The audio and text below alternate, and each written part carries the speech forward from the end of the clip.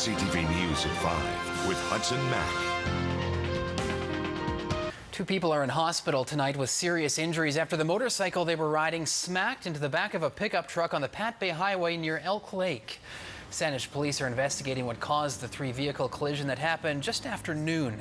Initial reports suggest a Toyota Matrix was slowing for traffic congestion ahead, and the pickup truck behind it couldn't stop in time, so it veered into the left turn lane trying to avoid the car. The truck hit the back of the car, and a Harley-Davidson behind the truck hit the back of the pickup. Both riders hit the pavement and came to rest under the back axle of the truck. A female passenger with non-life-threatening injuries, but the driver of the motorcycle has got some serious head injuries. So we're taking the time right now to call out our collision analysts and really take a close look at this collision for all the contributing factors. No one was hurt in the other vehicles. Traffic northbound on the highway was backed up for hours after the lanes were closed, and vehicles were diverted at Halliburton Road. One northbound lane did reopen shortly after 1. Traffic was flowing normally by 3. The accident happened on a stretch of highway notorious for crashes, and the day after, the province announced $3 million in funding for safety upgrades. Just last night, crews started digging on phase 1 of the project. A flashing overhead sign is being added for drivers heading north, warning if there is congestion ahead, similar to the backup police say contributed to today's accident. Other improvements for the intersection at Sayward and the highway include new acceleration and merging lanes along with a bus stop pullout. Police say hundreds of crashes happen every year on the stretch of road. Cougars aren't the only wild animals with their claws out. A woman is recovering in hospital tonight after being attacked by a raccoon on the Lower Mainland. Police say the woman was walking her dog in Vancouver last night when a raccoon attacked her dog, then turned on her. Witnesses say the woman was screaming for help as the critter chased her. The raccoon was biting and scratching her legs for several minutes, even after she picked up her dog and bolted down the street. Conservation officers say raccoons can be vicious when their babies are around, but aren't sure what prompted this attack. Wouldn't let her go. It just followed her and kept on biting her, and she was attacking her. And by the time I was it came sitting down, in my apartment. I thought, oh yeah, a little cat fight or something. But it kept going on and on and on. So I finally got to my balcony, and that's when I saw her running across the street. The raccoon was eventually scared off. Wildlife officers say if approached by a raccoon, you should yell, stomp, and try to scare the animal away. More now on a story we updated you on last night. The foster parent of a Shih Tzu left for dead roaming the streets of Victoria says the little pooch is slowly recovering, but it's a long road ahead. The dog, nicknamed Tiny, is healing after being found with open wounds infested with maggots, severe dental disease, and organ failure due to malnutrition and dehydration. Today was Tiny's first visit to the vet since being in foster care. The pooch is slowly starting to move around on her own, but still needs round-the-clock care. The vets say it will take time before she's nursed back to health. Well, the caregiver, Lisa, is doing a wonderful job of hydrotherapy on her wounds. And there's been good progress. So the next steps is going to be to continue that until the healing is complete and that her appetite is completely returned. And we'll be continuing to monitor her kidney function. Before it was like minute by minute, now it's kind of day by day. Yesterday was not a great day, today's a bit better. The SPCA is gathering information and expects animal cruelty charges to be laid against the owners. If convicted, they face up to 5 years in jail, a maximum $75,000 fine, and a ban on owning animals. A tech-savvy tourist is being credited for catching a group of thieves after tracking down her stolen iPad and leading police to thousands of dollars in stolen property and drugs. Police say a 30-year-old Alberta woman had personal items stolen, including her iPad, during a break-and-enter in SAANICH.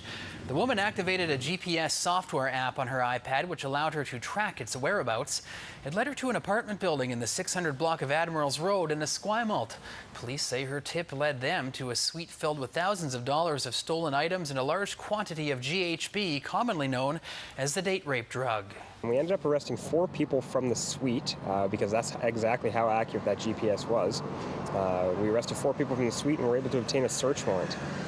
Now, when we went in to execute the search warrant, we noticed that much more than the iPad was stashed away in the apartment building. There's actually probably thousands of dollars worth of stolen property, plus GHB in there as well, which is a common street drug. So a huge search warrant for our officers, and certainly giving lots of credit to this tech-savvy tourist. Police say the 4 people arrested are well known to police. Officers are recommending charges of possession of stolen property against 2 men and 2 women. Police hope to return some of the items to their rightful owners.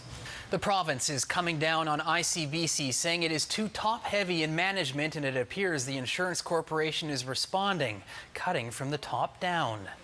The company's CEO, John Schubert, is stepping down after a government review released today frowned upon increased management costs. The government has ordered the company to cut as many as 195 positions, most of them in management, and says other cost-cutting measures will be made in order to reduce its spending by $50 million by the end of next year. The review says in the past 5 years, ICBC has paid $265,000 in signing bonuses and $25 million in severance pay. 2009-2011, ICBC's management staffing actually increased by 23% and their compensation increased by 15%.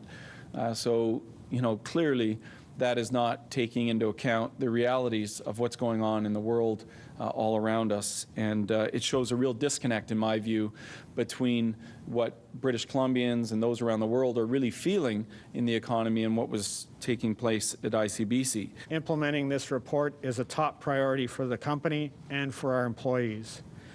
We are committed to doing what is right for our customers and treating our employees fairly. Schubert will be stepping down November 15th, but will remain as a paid consultant at full-time salary until next June. A second person has now died as the result of a plane crash in the Okanagan. The BC Coroner Service says 24-year-old Lauren Patricia Sewell of Surrey has died in hospital.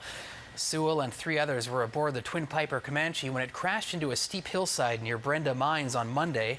30-year-old Jason Dallas Wesley Smith of Vancouver died at the scene. 2 others remain in hospital in critical condition. The Transportation Safety Board is investigating the cause of the crash.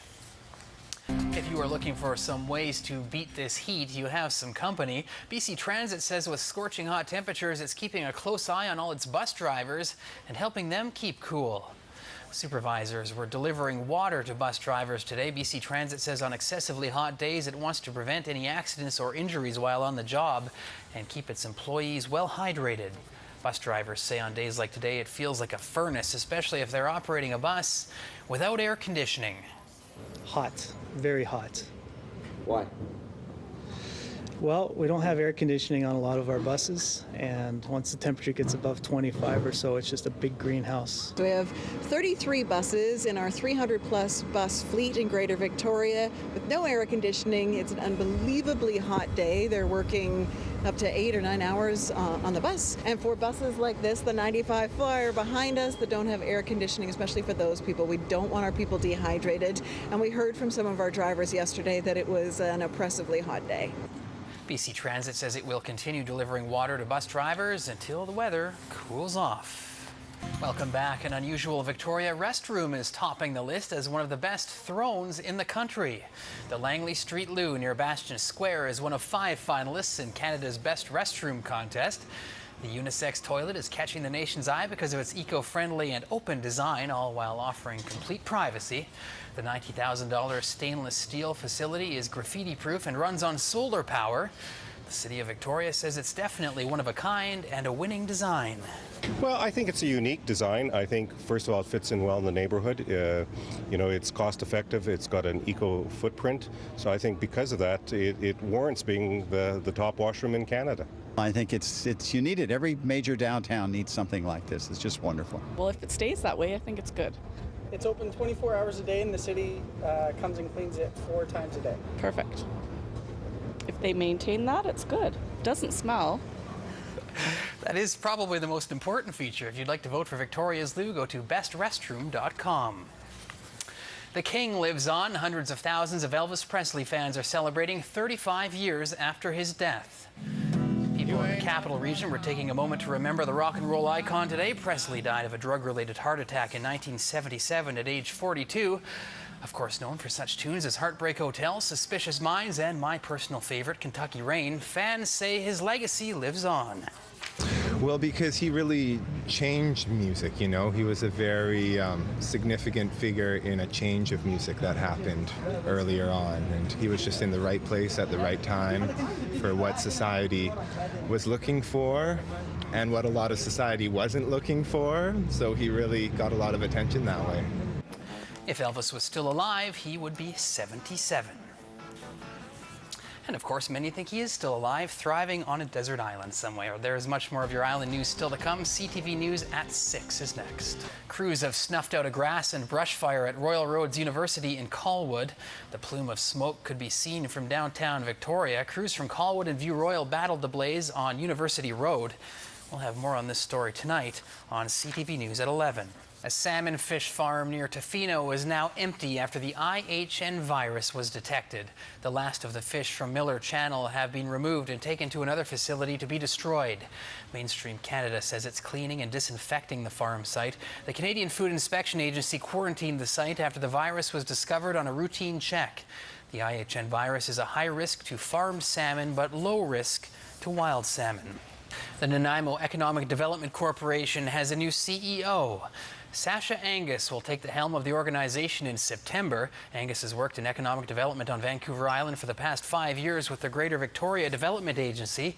He replaces former CEO Susan Cudahy.